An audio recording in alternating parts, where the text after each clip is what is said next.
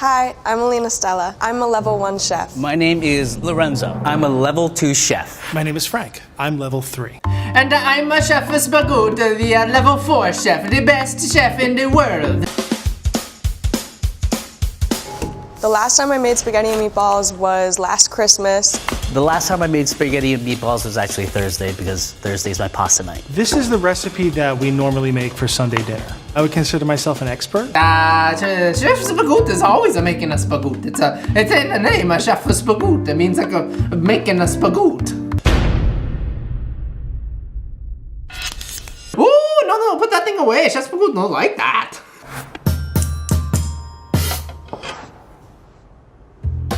First, I'm gonna start with the meatballs since they take a little bit longer. Just place that into the bowl. Pound of meat. Beef for meatballs is completely fine, but me, I like to add a little bit more flavor, and why not add pork sausage? When I make meatballs, I like to use 3 different types of meat: beef, pork, and veal. Oh, what type of meat does Chef Spagoot use?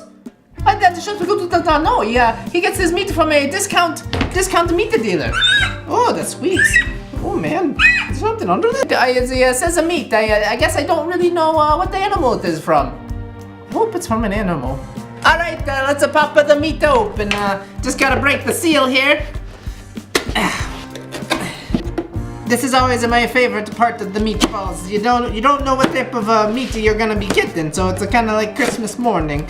Christmas morning in the Spagoot household. Well, the wife left, so Christmas for Spagoot only. But that's all fine. That's fine. So let's crack our meat open and see what our meatballs will be like. Oh man, that Chef Spagoot should not have left that in the trunk. Oh.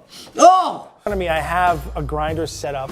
It'll grind it up. It'll mechanically tenderize it. Let me start with the Spanish onion. Onion? We are going to try and use some of the onion to comb the smell. I'll saute this in a pan. Oh, it's in the eyes. Hold on. I'm gonna add some garlic. If you ever see a little green stuff, take that out. You will have heartburn and indigestion. Now that we got to the onion, now that we got the onion, we're going to just toss the onion inside of our meat box and then just shake it up. We are not browning these vegetables. We're sweating them to get the natural sugars out and the moisture out of it. So what we're gonna start doing is making some of the meatballs. So we're going to go in, grab a handful of our meat. If there's if you see some hair, in there, we're just gonna pick that out. Some people like to leave the hair there. Oh, there's a lot of hair in this one. There's a lot of hair in this one. This is not good. Half a cup of breadcrumbs. I'm gonna combine this with panko and Italian breadcrumbs. Can Chef Spagoot speak off the record? Can we test this meat? I'm not worried. 1/4 cup of milk to keep the meatballs moist. Sometimes people will add milk to this. I don't really like milk in my meatballs. I'm gonna add 4 eggs. 1 egg. It helps keep everything together. Gagging on the hair when you're eating the meatballs, that's never really what you want to do. Ooh, we got a bloody batch. We got a real bloody batch of meat here. Generally the blood adds flavor. And I'm just gonna ninja 1 egg into the bowl and Parmesan grated cheese. I use Pecorino Romano just for the fact that it's really salty and sharp. A little bit of basil. Does a Chef Spagoot add anything else? No. Does it say it's a meatball? It says it in the word. It does not say meat and other things. This is a meatball. You must add salt. Pepper. Salt brings out the flavor of everything. Now we scoop. Roll them into 2-inch size balls. I think that's a good size. Boom, boom, boom. Karate chop, karate chop. I always get a little ninja in there. Bigger than the golf ball size. Boom, boom, kaboom. I like to use an ice cream scoop. This not only makes things more uniform, it's actually much, much quicker. Hold on, off camera. Chef Spagoot's hands are burning. Do we have a medic on site? Do we have a medic here? My sauce comes from a jar. All right, so I'm gonna get started with my sauce, which is basically an easy peasy marinara sauce. Chef Spagoot's sauce comes from a jar. This is a special Spagoot recipe. We do not disclose how we make it with anybody. So for this show, we just jarred it. And we will use it now for the for our demonstration. What we're gonna do is start with the other half of the Spanish onion. Just dice it up. Again, I like garlic. And then I'm actually gonna add sweetness to the sauce by using the good old carrot. Because we're using whole peeled tomatoes. Oh, Chef Spagoot is strong. Chef Spagoot is strong. Motherland, motherland. There's always this canned taste to it. So in order to get rid of that, you add sugar. Do you have anything? Anything, really? The secret to my sauce is that everything's in one pot. We brown the meatballs in the pot. Our oil is flavored with the meatball juices, basically. Can someone go down the hall? The construction place. They get the tool. Not the kitchen tool. Not the kitchen tool. Please go get the big tool. Big tool for Chef Spagoot. Canned tomatoes, which we're using, tend to be a little acidic. So when you put onions in there or you put basil in there, a little bit of orange, it makes the sauce a little sweeter. Can Chef Spagoot to get some respect here?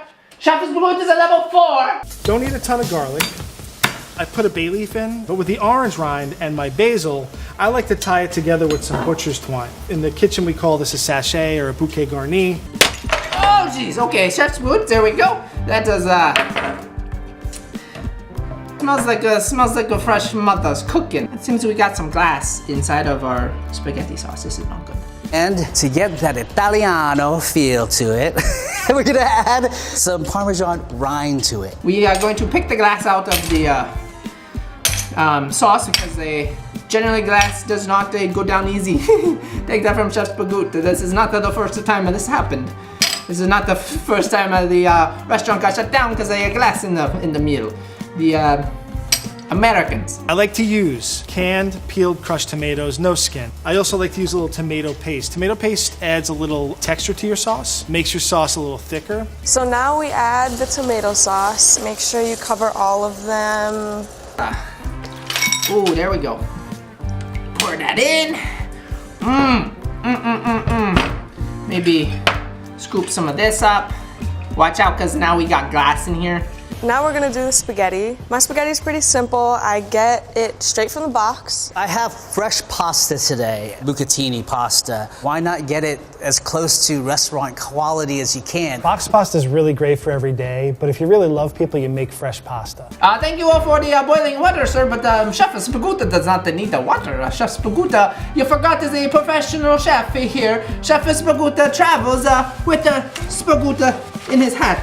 That's a mark of a true chef. He carries everything in the hat. Why is that? Do you think our hats are so big? We keep everything that we need in there. Once I take them out of the box, I crack them in half. Okay, just so that they fit in the pan a little bit easier. Here we go.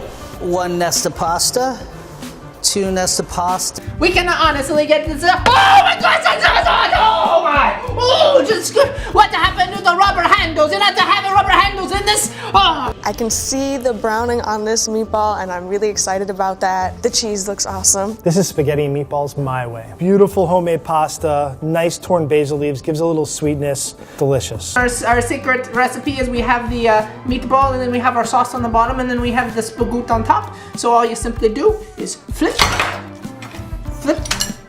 Oh, our meatball is lost its integrity. I'm going for it. Just delicious. It's really I think my good. grandma would be proud.